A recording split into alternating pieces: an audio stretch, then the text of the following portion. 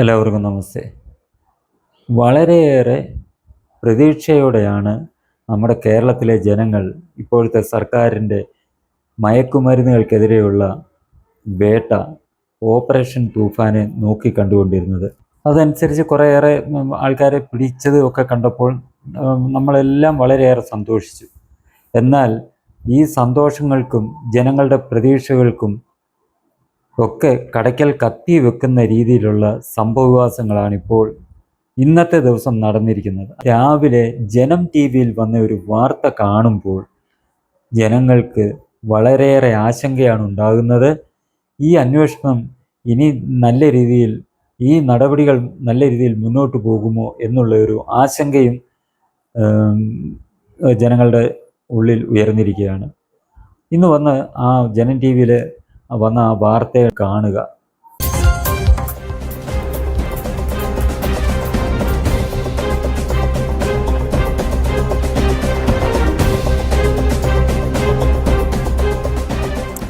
ഉത്തരം പറയൂ സതീശ. കാസർകോട്ടെ ലഹരിക്കടത്ത് സംഘവുമായി മുഖ്യമന്ത്രിക്ക് എന്തിടപാട്? മുഹമ്മദ് ഹുസൈനും അബ്ദുൽ സലാമിനും വി.ഡി. സതീശനുമായി അടുത്ത ബന്ധം. ഹുസൈൻ ഇൻസ്റ്റഗ്രാം പ്രൊഫൈലിൽ സതീശൻ ടീം സോഷ്യൽ മീഡിയ കോർഡിനേറ്ററെന്ന്. പ്രതികൾ മുഖ്യമന്ത്രിയുടെ പറവൂരിലെ വീട്ടിലെയും നിത്യ സന്ദർശകരെന്ന സൂചന. ജനം എക്സ്ക്ലൂസീവ്. എല്ലാവർക്കും നമസ്തേ. വളരെയേറെ പ്രതീക്ഷയോടെയാണ് കേരളത്തിലെ ജനങ്ങൾ ഇപ്പോഴത്തെ സർക്കാരിൻ്റെ മയക്കുമരുന്നുകൾക്കെതിരായിട്ടുള്ള, ലഹരിക്കെതിരായിട്ടുള്ള നടപടികൾ, ഓപ്പറേഷൻ തൂഫാനെ നോക്കിക്കണ്ടത്. അതനുസരിച്ച് കുറേയേറെ ആൾക്കാരെ പിടിച്ചത് ഒക്കെ കണ്ടപ്പോൾ നമ്മളെല്ലാം വളരെയേറെ സന്തോഷിച്ചു. എന്നാൽ ഈ സന്തോഷങ്ങൾക്കും ജനങ്ങളുടെ പ്രതീക്ഷകൾക്കും ഒക്കെ കടയ്ക്കൽ കത്തി വെക്കുന്ന രീതിയിലുള്ള സംഭവവികാസങ്ങളാണിപ്പോൾ ഇന്നത്തെ ദിവസം നടന്നിരിക്കുന്നത്. അതായത് മറ്റൊന്നുമല്ല, കാസർഗോഡ് വെച്ച് മറ്റോ ഈ മയക്കുമരുന്ന് MDMA കടത്തിയ സംഘത്തെ പിടികൂടി. അത് അവരുടെ കുറിച്ച് കൂടുതൽ അന്വേഷിച്ചപ്പോൾ മനസ്സിലാക്കിയത് ഇവർ മുഖ്യമന്ത്രി വി.ഡി. സതീശനുമായി അടുത്ത ബന്ധം പുലർത്തിയിരുന്നവരാണ് എന്നാണ് കണ്ടെത്തിയിരിക്കുന്നത്. അത് പോലീസുകാർ അബദ്ധത്തിൽ പിടിച്ചതുകൊണ്ടായിരിക്കാം ഇപ്പോൾ ഇതിങ്ങനെ കേസായതെന്ന് ഇപ്പോൾ ആശങ്കപ്പെടേണ്ടിയിരിക്കുന്നു. കാരണം ഒരു അബ്ദുൾ സലാമും മുഹമ്മദ് ഹുസൈനും, ഇതിനകത്തിൽ മുഹമ്മദ് ഹുസൈൻ വി.ഡി. സതീശൻ്റെ ഈ സോഷ്യൽ മീഡിയയിൽ കൈകാര്യം ചെയ്തുകൊണ്ടിരുന്ന പ്രമുഖനായിരുന്നെന്നും ആണ് ഇന്ന് ജനം ടി വിയിൽ വാർത്ത വന്നിരിക്കുന്നത്. രാവിലെ തൊട്ട് എഴുതി കാണിക്കുന്ന ഒരു വാർത്തയാണ്. ഇത് കണ്ടപ്പോൾ തൊട്ട് ആശങ്കയാണ് ഈ ഓപ്പറേഷൻ തൂഫാനിൻ്റെ ഗതി എന്താകും എന്നുള്ള കാര്യം. കാരണം ഇതേപോലെ പ്രമുഖരുമായിട്ട് ബന്ധമുള്ളവരെ എന്തായാലും പോലീസ് അബദ്ധത്തിൽ ഒരു പ്രാവശ്യം പിടിച്ചു കഴിഞ്ഞാൽ പിന്നീട് ഇത്തരം നടപടികൾ നിലച്ചു പോകുന്നതാണ് നമ്മൾ കണ്ടുവരുന്നത്. കഴിഞ്ഞ സർക്കാരിൻ്റെ സമയത്ത് നമ്മൾ കണ്ടതാണ്, പലയിടത്തും മയക്കുമരുന്നുമായിട്ട് പിടികൂടപ്പെട്ടവർക്ക് അന്ന് ഭരിക്കുന്ന പാർട്ടിയുമായിട്ട് ബന്ധമുള്ള, അതിൻ്റെ പോഷക സംഘടനയുടേതോ അല്ലെങ്കിൽ ആ പാർട്ടിയുടെ തന്നെയോ ചുമതലയിൽപ്പെട്ടവരായിട്ടുള്ളവരെ അബദ്ധത്തിന് കേസ് രജിസ്റ്റർ ചെയ്ത് കഴിയുമ്പോഴാണ് ഇവർ ഇന്ന ആൾക്കാരാണ്, അവരുടെ സംഘടനാ ബന്ധം അറിയുന്നത്. അതോടുകൂടി അതങ്ങ് തണുത്തു പോവുകയായിരുന്നു ചെയ്തുകൊണ്ടിരുന്നത്. ഇപ്പോഴത്തെ നടപടികളും ആ രീതിയിലേക്ക് തന്നെ പോകുമോ എന്നുള്ളതാണ് ആശങ്കപ്പെടുത്തുന്ന കാര്യം. കാരണം ഇതേ രീതിയിൽ ഇപ്പോൾ അബദ്ധത്തിൽ സംഘടനയുമായിട്ട് അല്ലെ മുഖ്യമന്ത്രിയുമായിട്ട് അടുത്ത ബന്ധമുള്ള 2 പേര് പിടികൂടപ്പെട്ടു. ഇനിയും പോലീസുകാർ, ആ പിടിച്ച പോലീസുകാർക്ക് എതിരെ എന്താണ് നടപടി വരാൻ പോകുന്നതെന്ന് ദൈവത്തിനെ അറിയത്തുള്ളൂ. അതുകൊണ്ട് പോലീസുകാർ വളരെയേറെ ശ്രദ്ധിച്ചായിരിക്കും ഇനി ഉള്ള ഓപ്പറേഷൻസ് മുന്നോട്ട് നടത്തുന്നത്.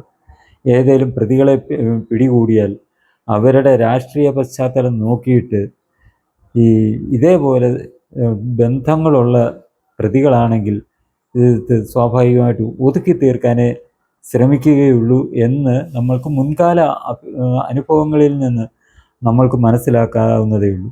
ഇവർക്ക് വെറും മുഖ്യമന്ത്രി ഒരു അദ്ദേഹത്തിൻ്റെ പാർട്ടിയുടെ പ്രവർത്തകൻ എന്നുള്ള രീതിയിലുള്ള ബന്ധമല്ലെന്നാണ് ജനം ടി വിയിലെ വാർത്തയിൽ നിന്ന് മനസ്സിലാക്കുന്നത്. ആ വാർത്തയിൽ പറയുന്നത് മുഖ്യമന്ത്രിയുടെ വീട്ടിൽ അത്രമാത്രം സ്വാതന്ത്ര്യമുള്ള ആളാണ് മുഹമ്മദ് ഹുസൈൻ എന്നാണ് പറയുന്നത്. ഔദ്യോഗിക സന്ദർശനം മാത്രമല്ല, അനൗദ്യോഗികമായിട്ട് വീട്ടിലെ വേഷത്തിൽ മുഖ്യമന്ത്രിയോടൊപ്പം ഈ മുഹമ്മദ് ഹുസൈൻ നിൽക്കുന്ന ചിത്രങ്ങൾ വരെ സോഷ്യൽ മീഡിയയിൽ ഈ ഹുസൈൻ പോസ്റ്റ് ചെയ്തിട്ടുണ്ടെന്നാണ് വാർത്തയിൽ പറയുന്നത്.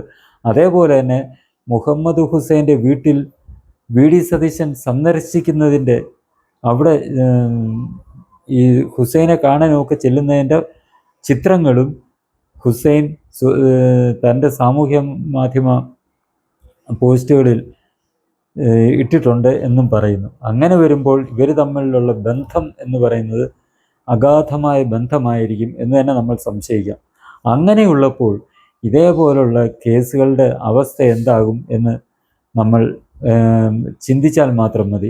ഇനി ഇതേപോലുള്ള അന്വേഷണങ്ങളുടെ ഗതിയും എന്താകും എന്നുള്ള കാര്യം നമ്മൾ മനസ്സിലാക്കുക.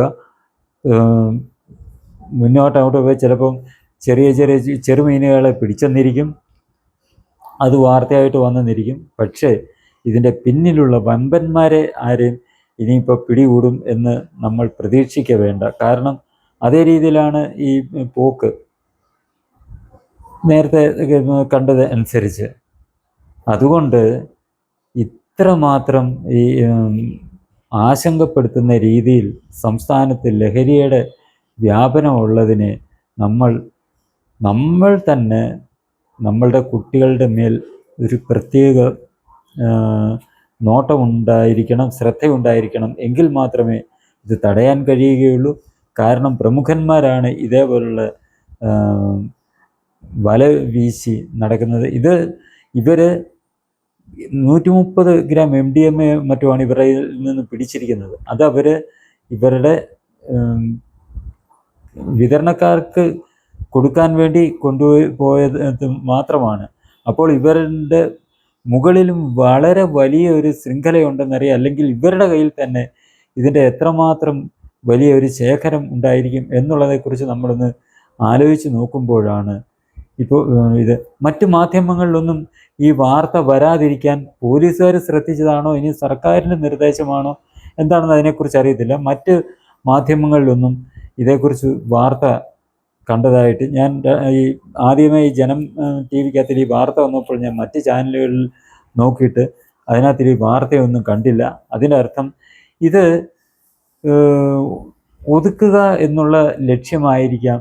സാധാരണ പോലീസുകാരൊരു പ്രതികളെയൊക്കെ പിടിച്ചു കഴിയുമ്പോൾ മാധ്യമപ്രവർത്തകരെ വിളിച്ചു പറയും ഇന്നപോലെ സംഭവം ഉണ്ടെന്ന് പറയുന്നത് സാധാരണ നടക്കുന്ന കാര്യമാണ്. ഞാൻ മാധ്യമ പ്രവർത്തകനായിട്ട് 10-15 വർഷത്തിൽ കൂടുതൽ ജന്മഭൂമിയുടെ റിപ്പോർട്ടറായിട്ട് പ്രവർത്തിച്ചിരുന്ന സമയത്ത് ഒരു കള്ളനെ പിടിച്ചാലും ഒരു കള്ളനോട്ട് പിടിച്ചാലും ഈ വ്യാജ മദ്യം പിടിച്ചാലും ഉടനെ പോലീസ് സ്റ്റേഷനിൽ നിന്ന് ഞങ്ങളെ വിളിച്ച് പറയും ഇന്നപോലെ പിടിച്ചിട്ടുണ്ട്, പ്രതികളെ പിടിച്ചിട്ടുണ്ട് എന്നും പറഞ്ഞ് വിളിക്കും. എന്നിട്ട് ചെല്ലും, ഞങ്ങൾക്ക് ഡീറ്റെയിൽസ് എല്ലാം തരികയാണ് ചെയ്യുന്നത്. അങ്ങനെ മാധ്യമങ്ങളിലെല്ലാം വാർത്ത വരുന്നതാണ്.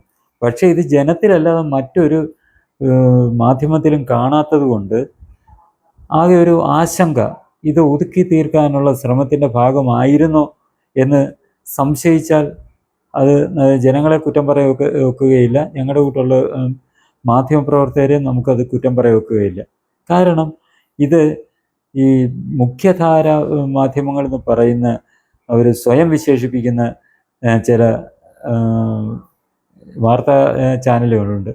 അതിലൊന്നും ഈ വാർത്ത വരാത്തിടത്തോളം കാലം തീർച്ചയായിട്ടും ഇതിൻ്റെ പിന്നിൽ എന്തൊക്കെയോ തീരുമാനങ്ങളുണ്ടായിരുന്നു എന്ന് തന്നെ നമ്മൾ സംശയിക്കേണ്ടിയിരിക്കുന്നു.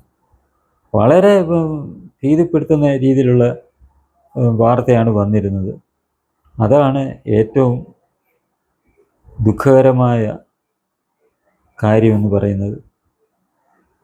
ഈ ചാനൽ നിങ്ങൾക്ക് ഇഷ്ടമായെങ്കിൽ ഇത് നിങ്ങൾ വീഡിയോ മൊത്തം കണ്ടതിന് ശേഷം സബ്സ്ക്രൈബ് ചെയ്യുക.